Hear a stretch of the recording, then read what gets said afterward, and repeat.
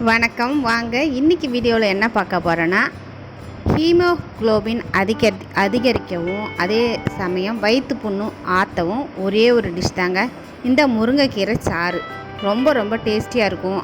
ரொம்ப உடம்புக்கு நல்ல ஒரு சக்தியை கொடுக்கும். கண்டிப்பாக நீங்கள் ட்ரை பண்ணி பாருங்கள். ரொம்ப டயர்டாக இருக்குது, நமக்கு ரத்த சோகை அந்த மாதிரி இருக்கிறவங்க இந்த மாதிரி ட்ரை பண்ணலாம். அதே மாதிரி வயிற்று புண்ணுக்கு ரொம்ப நல்லது. நீங்கள் இதில் தேங்காய் பால் சேர்க்கறதால வயிற்று புண்ணுக்கும் சரியாகும். முருங்கைக்கீரை சேர்க்கறதால நமக்கு ஹீமோகுளோபின் அதிகரிக்கும்.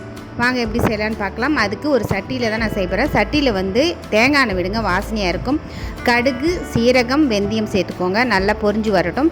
சின்ன வெங்காயம் தான் இதில் ரொம்ப டேஸ்ட்டு. இது தான் சேர்க்கணும். ஒரு 150 கிராம்லேருந்து 200 கிராம் அளவுக்கு நீங்கள் சின்ன வெங்காயத்தை கட் பண்ணி இந்த மாதிரி நீளமாக சேர்த்துக்கோங்க. காஞ்ச மிளகாய் ஒரு 3-4 சேர்த்துக்கோங்க. நான் ஃபஸ்ட்டே சேர்க்கணும், ஏன்னா எண்ணெயில் போட்டோடனே ரொம்ப தீஞ்சிடும். அதனால் நான் வெங்காயத்தில் வதங்கும் போது சேர்த்துருக்கேன். அதுக்கப்புறமா ஒரு 4-5 பல் பூண்டு பல் தட்டி சேர்த்துக்கோங்க. தக்காளி 3 தக்காளி. இது எல்லாமே கொஞ்சம் நல்லா வதங்கி வரட்டும். இப்போ கொஞ்சமாக உப்பு சேர்த்துக்கோங்க. இந்த வெங்காயம் தக்காளி வதங்கிறதுக்கு மட்டும் உப்பு சேர்த்துக்கோங்க. மஞ்சள் பொடியும் சேர்த்துக்கோங்க. சேர்த்துட்டு நல்லா வதக்கி விடுங்க. வதங்கி வரட்டும். இதுக்கு தண்ணி இப்போ நம்ம இதில் சேர்க்கணும். தண்ணி பார்த்திங்கன்னா நம்ம ஒரு அரை லிட்டர் அளவுக்கு தண்ணி சேருங்க. நல்லா அதை பாருங்கள், இந்த மாதிரி நல்லா வதங்கி வந்துடுச்சு. இந்த டைமில் இந்த சொம்பால் நான் ஒரு சொம்பு தண்ணி விட்டுருக்கேன். இது ஒரு அரை லிட்டர் கணக்கு இருக்கும்.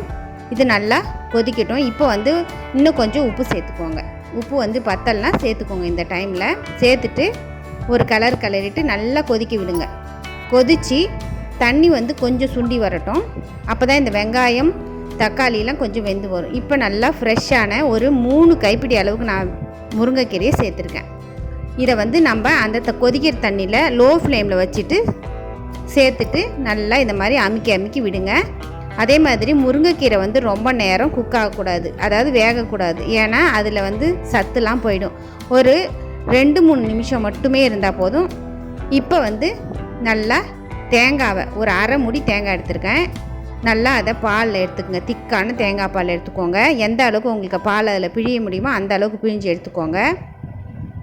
ஒரு கப்பு அதே அளவு தான், அரை லிட்டர் தண்ணி அளவுக்கு நம்ம தேங்காய் பால் எடுத்துக்கணும். இப்போ செக் பண்ணி பாருங்கள், கரெக்டாக இருக்கும். அருமையாக இருந்ததுங்க. நீங்கள் ட்ரை பண்ணி பாருங்கள். செம்ம சூப்பராக இருக்கும். இந்த மூடியில் ஒரு மூடி தான் நான் தேங்காய் எடுத்திருக்கேன். ரெண்டுமே சேர்த்து 1 லிட்டர் தண்ணி அளவுக்கு நீங்கள் வச்சுக்கணும். இது அப்படியே நீங்கள் குடித்தாலும் குடிக்கலாம், இல்லை சூப்பு மாதிரி குடிக்கலாம், இல்லை சாதத்தில் போட்டு சாப்பிடலாம். இப்போ இது ரொம்ப கொதிக்கக்கூடாது. இதை பாருங்கள், இந்த ரசம்லாம் நம்ம வைப்போம் பார்த்திங்கன்னா, அதை மாதிரி நமக்கு வரணும். டக்குன்னு அடுப்பை ஆஃப் பண்ணிடணும். அவ்வளோதான். நல்லா சுட சாதத்தில் வச்சு சாப்பிடுங்க. சூப்பராக இருக்கும். திரும்பி சாப்பிடுங்க. நீங்கள் ரசமே கேட்க மாட்டீங்க. இந்த வீடியோ பிடிச்சிருந்தா லைக் பண்ணுங்கள், ஷேர் பண்ணுங்கள், கமெண்ட் பண்ணுங்கள். மறக்காமல் சப்ஸ்கிரைப் பண்ணுங்கள். நன்றி.